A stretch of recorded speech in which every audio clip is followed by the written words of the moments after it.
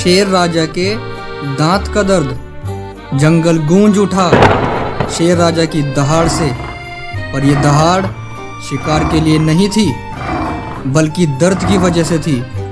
शेर राजा के एक दांत में तेज दर्द उठा। वो बेचैनी से इधर उधर घूम रहा था। शाही गर्जना भी तड़प में बदल गई थी। शेरनी रानी दौड़कर आई।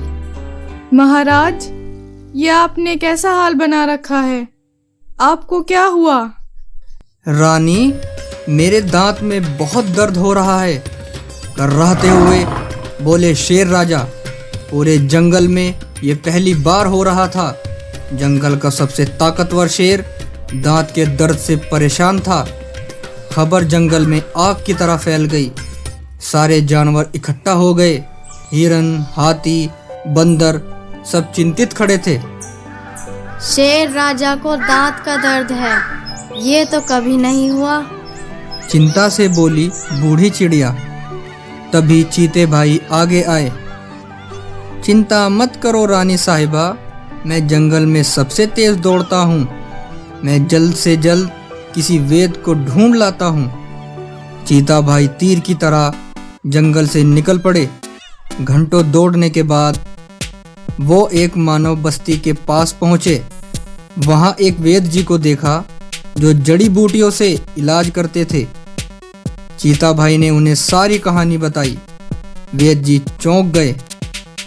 शेर राजा को दांत का दर्द, ये तो अनोखा मामला है, पर चिंता मत करो, मैं उनकी मदद जरूर करूंगा। वेद जी अपनी दवाइयों का थैला लेकर चीता भाई के साथ जंगल की ओर चल पड़े। रास्ते में चीता भाई ने उन्हें जंगल के खतरों के बारे में बताया। वेद जी घबराए नहीं, बल्कि उन्होंने कहा, दर्द में किसी की मदद करना मेरा धर्म है। मैं डरूंगा नहीं, बिल्कुल नहीं डरूंगा। जंगल में पहुंचकर वेद जी ने शेर राजा को देखा। उनकी दशा देखकर उन्हें भी दया आ गई।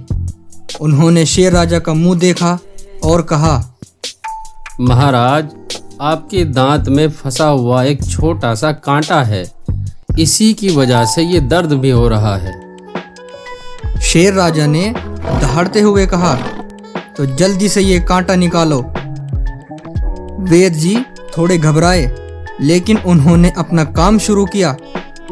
ध्यान से उन्होंने शेर राजा के दांत से कांटा निकाला। शेर राजा को तुरंत राहत मिली। आह, कितना अच्छा लगा, धन्यवाद वेद जी, दहाड़ते हुए बोले शेर राजा। वेद जी ने कहा, महाराज, आप मीठा कम खाएं और दांतों को साफ रखें, तब दांत का दर्द नहीं होगा। पूरे जंगल में खुशी का माहौल छा गया। शेर राजा फिर से ताकतवर दिख रहे थे। उन्होंने वेद जी को जंगल में घूमने और जड़ी बूटियां इकट्ठे करने की इजाजत दी। उस दिन से शेर राजा और वेद जी अच्छे दोस्त बन गए। जंगल में किसी को भी कोई बीमारी होती तो वेद जी उनकी मदद करते।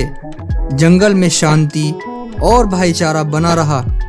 ये कहानी हमें सीख देती है कि ताकतवर से ताकतवर को भी कभी न कभी मदद की जरूरत जरूर पड़ती है।